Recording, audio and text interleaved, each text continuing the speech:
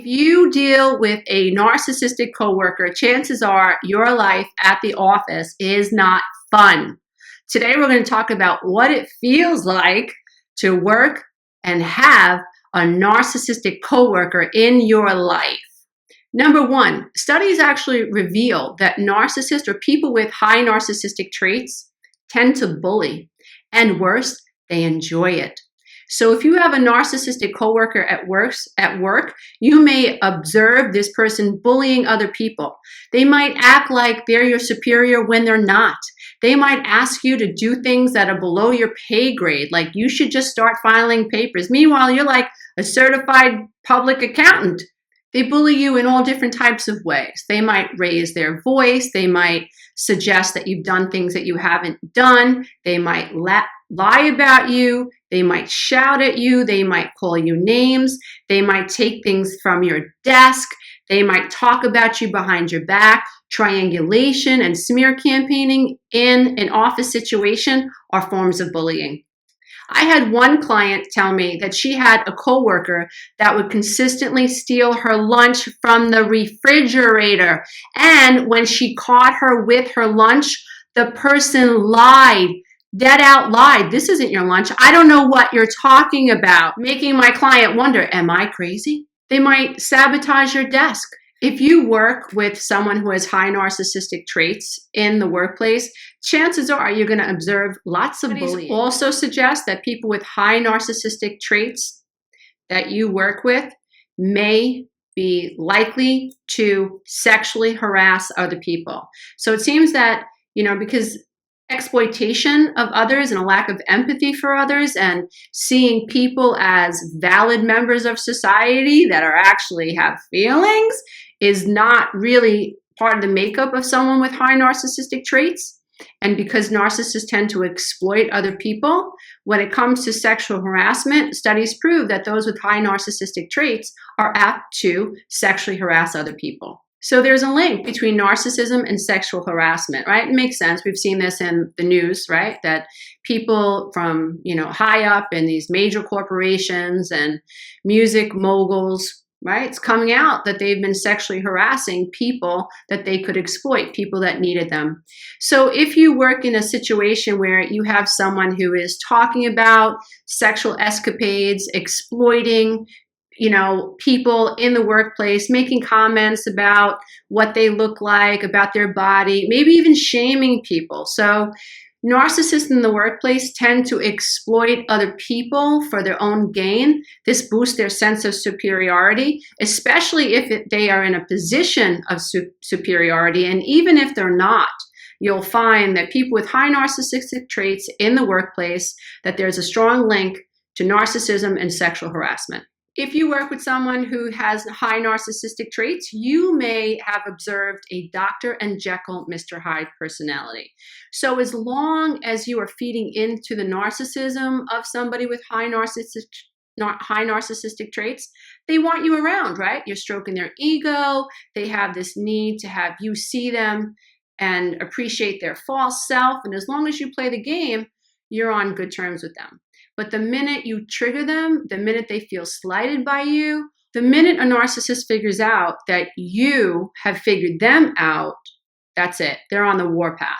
So they could be awesome one day and cruel the next day, or completely ice you out and dead you another day. So if you're dealing with someone with high narcissistic traits, what you'll notice is there's no middle ground. They either love you or they hate you. They are either adoring you for adoring them, or they are trying to pull you down. So there tends to be this vindictive quality to someone with high narcissistic traits. So if you work with someone like this, what you'll notice is that they might be friends with Mary one day, but the minute Mary has an off day and Mary can't support their grandiose vision of self, or the minute they feel that Mary is making some headway in the company and the person with high narcissistic traits begins to feel threatened by that, or if there's someone in the company, or if you even begin to make headway with the superior in the company, somebody in the office with high narcissistic traits will see that as a threat. They're not a team player. So anytime their power or their feeling of power over you or another person has been disrupted, you're going to get the ugly side of their personality. People with high narcissistic traits in an office situation tend to monopolize conversation. So generally they're attention seekers. So the narcissist at work will be the person who's generally boasting about their accomplishments. They could be so unproductive, right? You can see right through their stuff, but they want you to believe that they are actually highly productive, that they are actually highly valuable. So it's sort of like this facade just continues. They're boasting, I did this, they're name droppers, I know this person. You know, they may have bumped into the guy at the top, the CEO, in the parking lot, but they come to work the next day and they start chatting it up like they went to lunch with the guy, or the CEO has decided to give their baby the name of your coworker. Like they just exaggerate who they are and they want you to believe it. They want to suck you into this illusionary world. So this is somebody who monopolizes conversations. This is somebody who it's not beneath them to exploit other people in the office. The agenda of someone in the office that has high narcissistic traits is to be the one in the middle, the one that is easily upset, that people are walking around on eggshells, trying not to upset this person. They usually monopolize all the conversation. So you're in the middle of a conversation, they butt into the conversation and redirect the conversation back to them. So, and they also boast their importance in the company.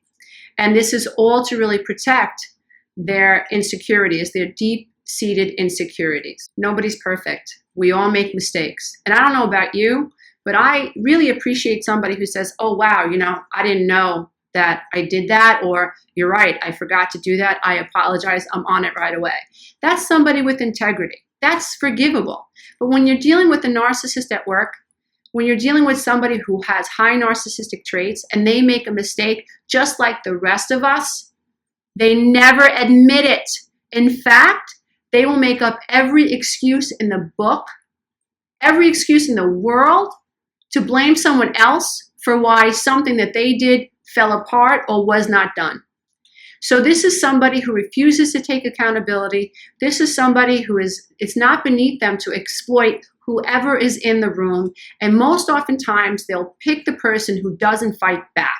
They will lie about their shortcoming and peg it on the person in the office who they feel won't fight back, who will back down. That's why it's so important that you experience boundaries, that you understand what boundaries are about, that you learn how to keep narcissists at bay. But this is all part of the process. But if you're dealing with someone with high narcissistic traits, what you'll notice at work is that there is an absolute inability to admit to being human. So they've spent all this time monopolizing conversations, all this time exploiting other people, all this time making excuses for who they are. And when it comes down to finally admitting that they've made a mistake, not going to happen. You're dealing with a narcissist at work. One of the most difficult things to deal with is the narcissist who takes credit for your work. The narcissist who is sitting back, buttering you up, asking you for information, asking you how far you've gone with the project, collecting all this information, maybe even buying you coffee, all the while supporting you, at least superficially, so you can complete the project and so that they can take credit for it.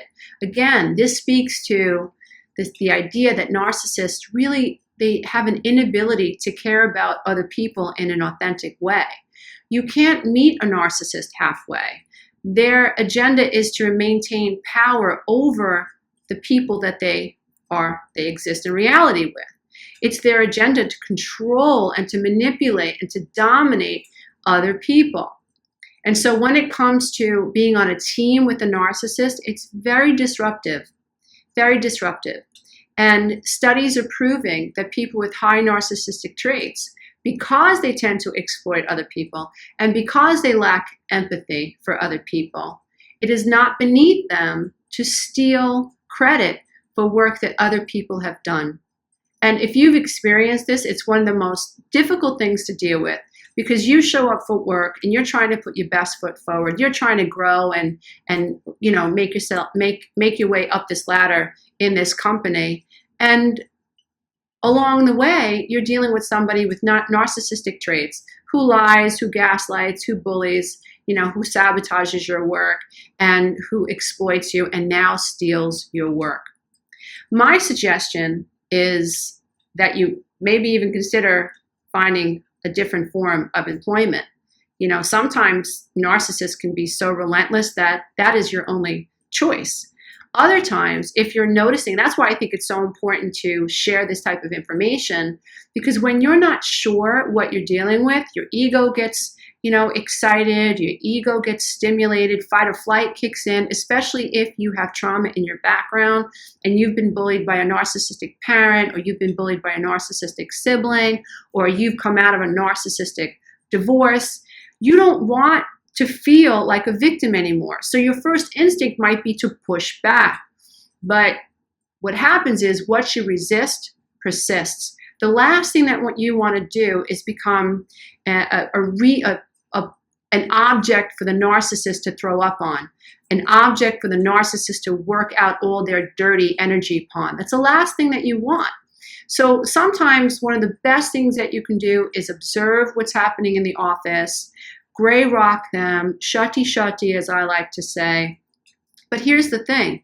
You have to be so clever and so aware of how you feel about the narcissist so that you are deliberately not getting sucked in. Very hard to do, but it can be done. If you stay, as Ross Rosenberg says, observe, don't absorb. Just observe the dynamics. When you accept that this narcissist is the way they are and you cannot change them, you are no longer in resistance to who he is or who she is or what's going on. You just accept that this person is a rock, or you accept that this person is a tiger, or you accept that this person is a predator, but you're going to do everything you can to avoid them, to sidestep them. And so what you want to do is make sure that you don't get into battles with this person. It's the last thing that you want to do. What you have to be clever about is not letting them know that you figured them out. Because the minute a narcissist has figured out that you have figured them out, it's game on. Narcissist needs to believe that they're controlling you. So one of the things that you can do is develop the skill to observe, don't absorb, shutty-shutty, gray rock, right? Do not engage in battles, and be very clever that you don't let on that you know who and what they're about. Because once the narcissist feels like, oh my God, you're trying to manipulate me, they're going to pull out all the stops to gain control and dominance over you. And I don't know about you, but I found out a long time ago, I just don't have that type of stamina. It's not within me. I'm not somebody who's vindictive, who wants to persecute other people. I don't want to spend my time in that energy. It just feels icky. It just doesn't feel like growth. So I learned a long time ago, don't tango with a narcissist. Let go. If you're dealing in a situation where you can't leave your office, right, and you need this job, what you want to do is, rather than go directly to the narcissist and have this big blow up, what you want to do is start documenting everything. Like, keep a journal of what got said, what project got done, what you did on the project, what the other person did or didn't do on the project, when you completed the project. Try to keep a log of the facts, because if you ever have to go to a superior about the facts, you must remain calm. You don't want to go to HR and go to the superior all emotional, because what they're going to need to do is rely on the facts. So the less emotional you are and the more factual you are about what's really taken place, and the more clear it is that there has been this atrocity taking place, let alone bullying, sexual harassment, and all of that, but there's actually an outward attempt to sabotage you at work.